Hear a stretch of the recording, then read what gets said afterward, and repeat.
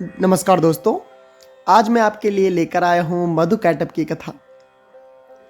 प्राचीन समय की बात है। चारों ओर जल ही जल था, अर्थात पानी ही पानी था।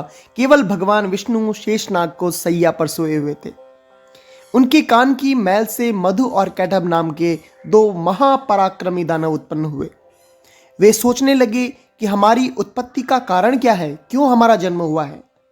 कैटब ने कहा, भैया मधु, इस जल में हमारी सत्ता को कायम रखने वाली भगवती महाशक्ति ही है।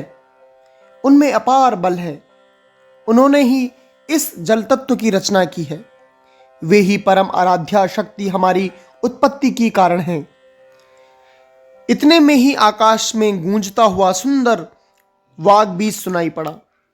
उन दोनों ने सोचा कि यही भगवती का महामंत्र है। अब वे उसी मंत्र का ध्यान और जप करने लगे। अन्न और जल का त्याग करके उन्होंने 1000 वर्ष तक बड़ी कठिन तपस्या की। भगवती महाशक्ति उन पर प्रसन्न हो गई, खुश हो गई। अंत में आकाशवाणी हुई, दैत्यों, तुम्हारी तपस्या से मैं प्रसन्न हूं। इच्छा अनुसार वर मांगो।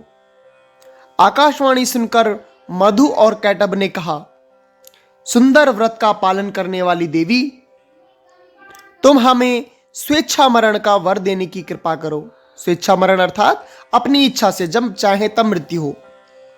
देवी ने कहा, दैत्यो, मेरी कृपा से इच्छा करने पर ही मौत तुम्हें मार सकेगी। अर्थात उन्हें वरदान दे दिया। देवता और दानव कोई भी तुम दोनों भाइयों को पराजित नहीं कर सकेंगे। देवी के वर देने पर मधु और कैटब को अत्यंत अभिमान हो गया, घमंड हो गया। वे समुद्र में जलचर जीवों के साथ क्रीड़ा करने लगे। जलचर अर्थात जो जल में रहते हैं। एक दिन अचानक प्रजापति ब्रह्मा जी पर उनकी दृष्टि पड़ी। ब्रह्मा जी कमल के आसन पर विराजमान थे। उन दैत्यों ने ब्रह्मा जी से कहा, सुव्रत, तुम हमारे साथ युद्ध करो। यदि लड़ना नहीं चाहते तो इसी क्षण यहां से चले जाओ, क्योंकि यदि तुम्हारे अंदर शक्ति नहीं है तो इस उत्तम आसन पर बैठने का तुम्हें कोई अधिकार नहीं है। मधु और कैटब की बात सुनकर ब्रह्मा जी को अत्यंत चिंता हुई। उनका सारा समय तप में बीता था। युद्ध करना उनके स्वभाव के प्रतिकूल था। भयभीत होकर वे भगवान विष्णु की शरण में गए। उस समय भगवान विष्णु योग निद्रा में निमग्न थे। ब्रह्मा जी के बहुत प्रयास करने पर भी उनकी निद्रा नहीं टूटी। अंत में उन्होंने भगवती योग निद्रा की स्तुति करते हुए कहा, हे भगवती, मैं मधु और कैटब के भय से भयभीत होकर तुम्हारी शरण में आया हूं। भगवान विष्णु तुम्हारी माया से अचेत पड़े हैं। तुम संपूर्ण जगत की माता हो। सभी का मनोरथ अर्थात मन की इच्छा पूर्ण करना ही तुम्हारा स्वभाव है। तुमने ही मुझे जगत सृष्टा बनाया है, जगत की रचना करने वाला बनाया है। यदि मैं दैत्यों के हाथ से मारा गया तो तुम्हारी बड़ी अपकीर्ति होगी, अर्थात अपमान होगा संसार में। अतः तुम भगवान विष्णु को जगाकर मेरी रक्षा करो।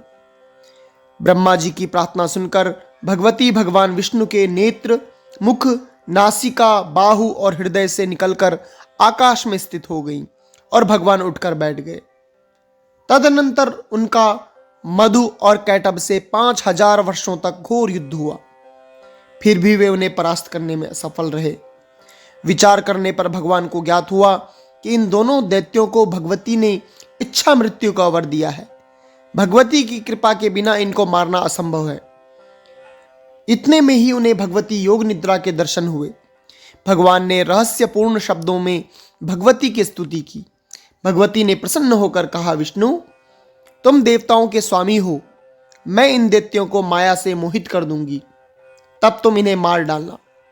भगवती का अभिप्राय समझकर भगवान ने दैत्यों से कहा कि तुम दोनों के युद्ध में से मैं परम प्रसन्न हूं, अतः मुझसे इच्छानुसार वर मांगो।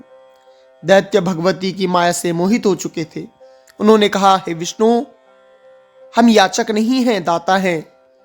तुम्हें जो मांगना हो हमसे प्रार्थना करो, हम देने के लिए तैयार हैं। भगवान बोले, यदि देना ही चाहते हो तो मेरे हाथों से मृत्यु स्वीकार करो। भगवती की कृपा से मोहित होकर मधु और कैटब अपनी ही बातों से ठगे गए। भगवान विष्णु ने दैत्यों के मस्तकों को अपने जांघों पर रखकर सुदर्शन चक्र से काट डाला। इस प्रकार मधु और कैटब का अंत हुआ। बोलो मां भगवती की जय। ये जो कथा है, ये जो कहानी है, ये प्रसंग कहाँ से है? ये देवी भागवत से है। देवी भागवत आपने सुना होगा, देवी भागवत पुराण है, तो उसी से ये कथा ली गई है। दूसरी कहानी या दूसरा प्रसंग लेकर मैं आपके सामने बहुत जल्दी आऊँगा। तब तक के लिए आप सभी को सादर नमस्कार।